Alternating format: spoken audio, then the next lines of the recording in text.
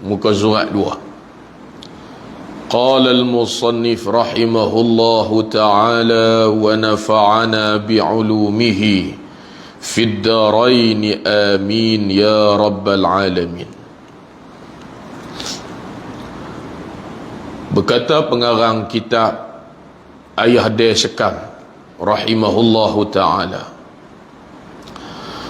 maka sah dan boleh bahawa dikatakan kepada mereka-mereka yang tersebut itu terlebih bodoh daripada binatang-binatang yang sah dibuat korban dengannya.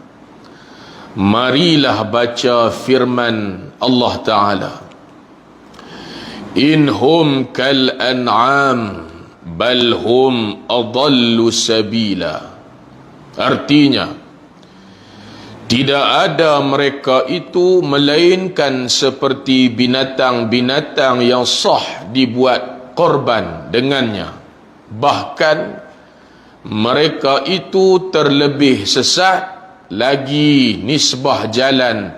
Maka adalah pada ayat ini Tuhan menerangkan kepada kita bahawa orang-orang kafir itu bawakannya seperti kelakuan binatang-binatang an'am, yakni binatang ternak, bahkan lebih-lebih lagi sesat daripada an'am, kerana beberapa jalan.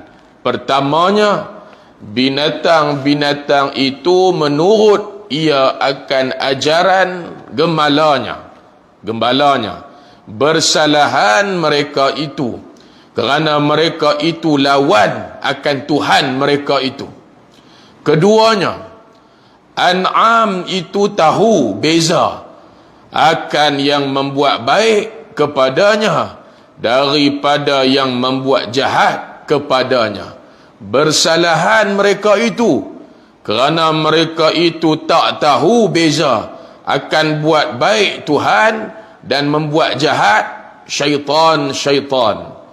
Ketiganya, an'am itu pandai menuntut akan perkara yang manfaat baginya dan menjauh ia akan perkara yang memberi mudarat akannya. Bersalahan mereka itu, maka menuntut mereka itu akan perkara-perkara yang memberi mudarat akan mereka itu, dan menjauh mereka itu akan perkara-perkara yang memberi manfaat bagi mereka itu.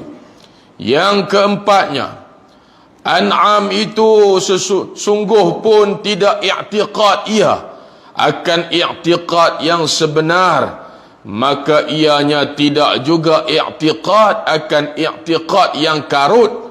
Bersalahan mereka itu kerana i'tiqad mereka itu akan i'tiqad yang karut. Dan ada lagi beberapa jalan dan kelakuan yang jahat mereka itu terlebih-lebih lagi daripada an'am itu.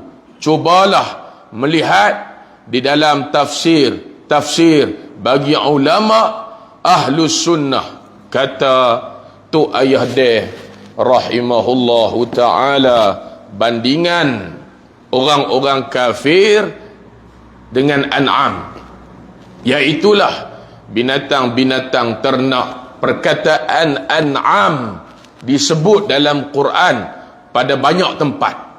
Perkataan an'am, iaitu binatang-binatang ternak, Allah sebut pada banyak tempat di dalam Al-Quran.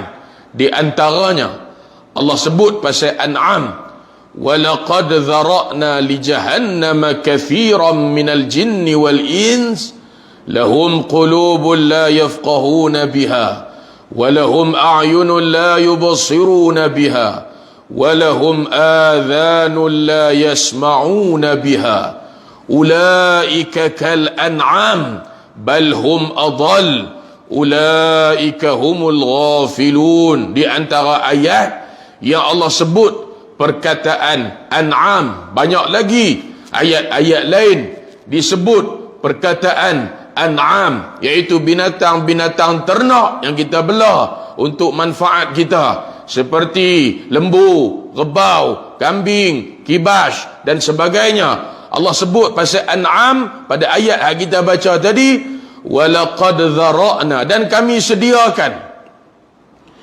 Allah kata dan kami sediakan dalam neraka Jahannam. Apa dia yang Allah sedia dalam neraka Jahannam? Kathiran minal jinni wal ins, banyak sangat di kalangan jin dan manusia. Allah sediakan dalam neraka Jahannam. Banyak masuk dalam neraka Jahannam itu banyak di kalangan jin dan manusia. Bukan manusia saja, jin pun sama.